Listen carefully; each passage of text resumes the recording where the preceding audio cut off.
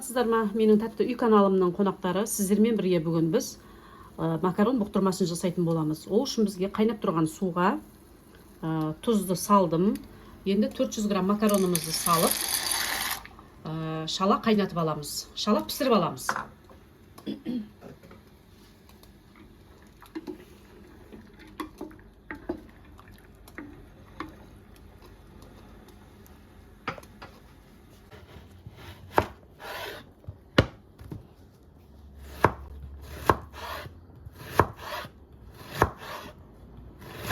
Пиязымызды осындай деп кубиктеп турап аламыз.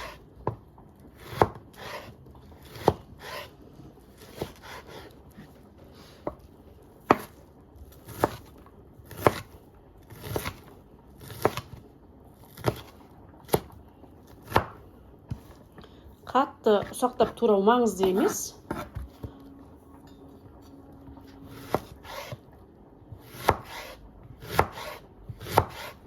Өзіңіздің қалауыңызша турай бересіз.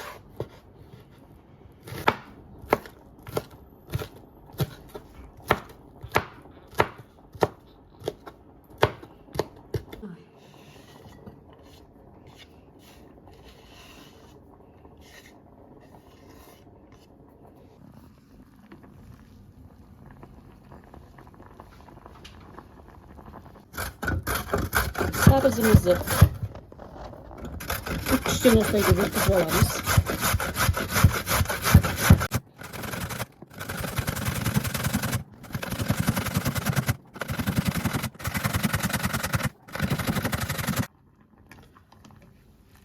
Макаронымыз қайнады.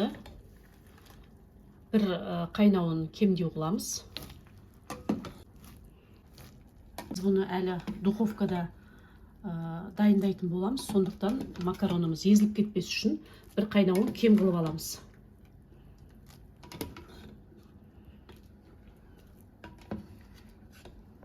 Сондай-ақ бізге табамызға азғантай май құйып, қызып тұрған табамызға пиязымызды салып,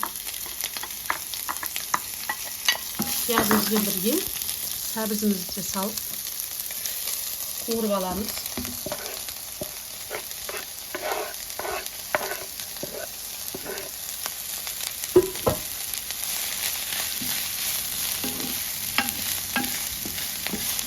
Майын көп қоймай-ақ қойыңыздар, өйткені егерден фаршыңыз майлы болса, онда қатты майлы болып кетеді тамағымыз. Сондықтан менің фарш майлы болғаннан кейін мен табаға майды аз құйдым.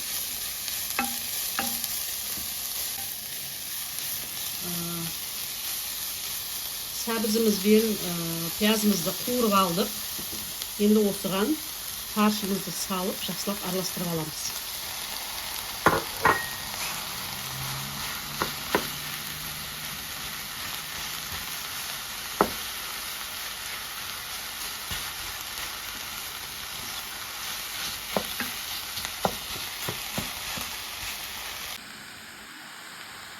Tuzumuzu, turşumuzun değerlerinden büyüşlerinden salvalamız. Ben büyüştüm. Ben tek kara bırştığının tuzgana koysam, başka özlerinizin kalaularınız boyunca koysabilirsiniz ben büyüşlerim. Bir kaşık tomat pastası. Yarın жақсылап aralastırıp, жақсылап kuyurup alamız.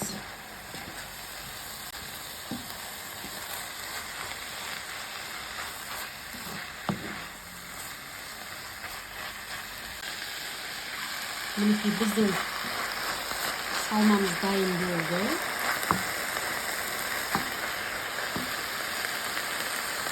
Асын көндірейін.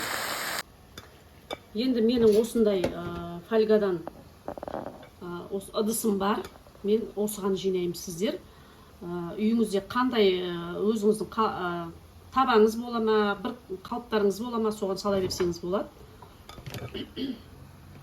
Bir қатар осылай деп макарондарымды салып алдым. Жұқарап.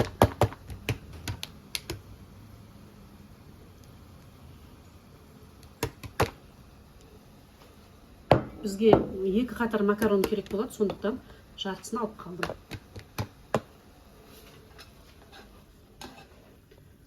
Енді фаршымызды да осылай жұқалап салып аламыз.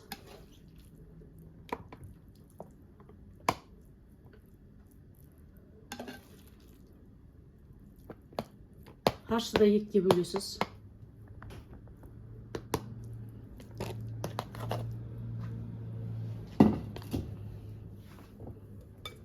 Енді осыған қалған макаронымызды сүйіп шығасыз.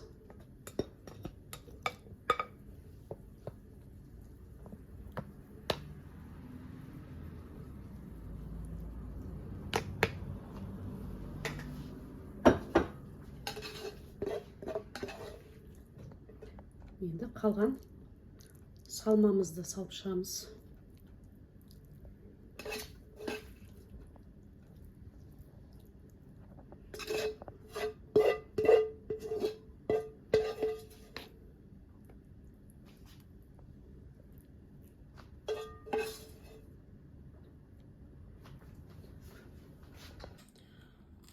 Енді 2 жұмыртқамызды шағып,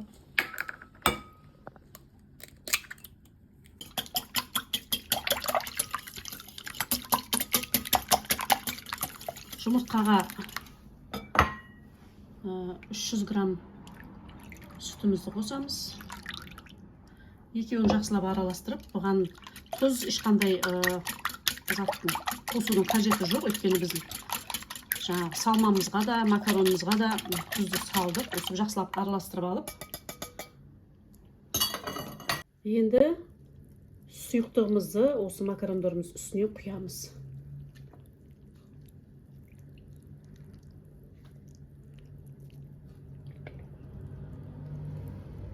Бір тегіс қылып осылай деп құйып шығасыз.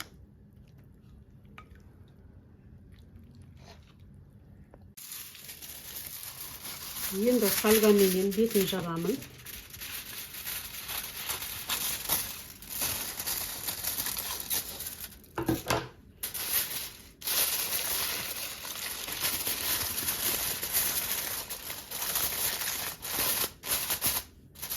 Фольгамен бетін жауып, 200 градус қызып тұрған пешке салып, 20-25 минутқа қойып қоямын. Қызып тұрған пешімізге 20-25 минутқа бұқтырып қойып қоямыз. Макарондарымызды духовкаға салып қойдық. Енді дайын болғанша сырды үккіштен өткізіп дайындай берем. Бізбен бірге бейнебаянымыздың аяғына дейін болыңыздар. Подписка жасап, лайк басып, комментарий жазып отыруды ұмытпаңыздар. Қоңыраушаны басып алыңыздар, бізді жоғалтып алмас үшін. Менің каналымның өсіп өркендеуіне атсалысып отырғандарыңызды сұранамын. Сондықтан бізбен бірге болыңыздар.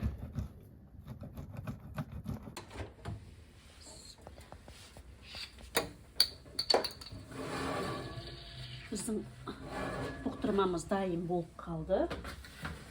Енді шығарып ашайық. Бісміллә.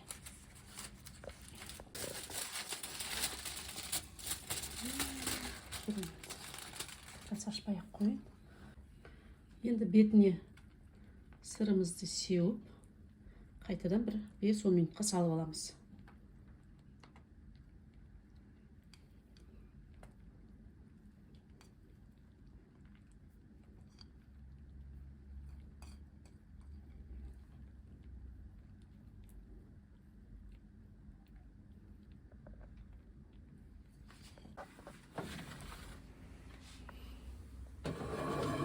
Да бір 5-10 минутқа салып аламыз.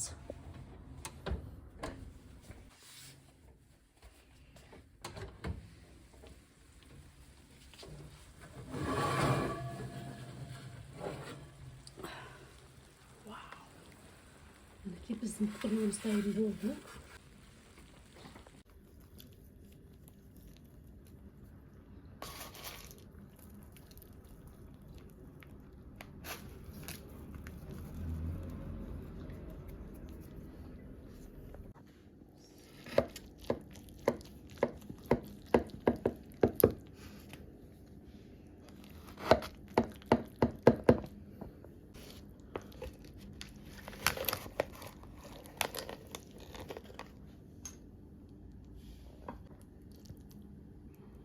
иісі деген мұрынды жарып бара жатыр. Дәмі де осындай керемет.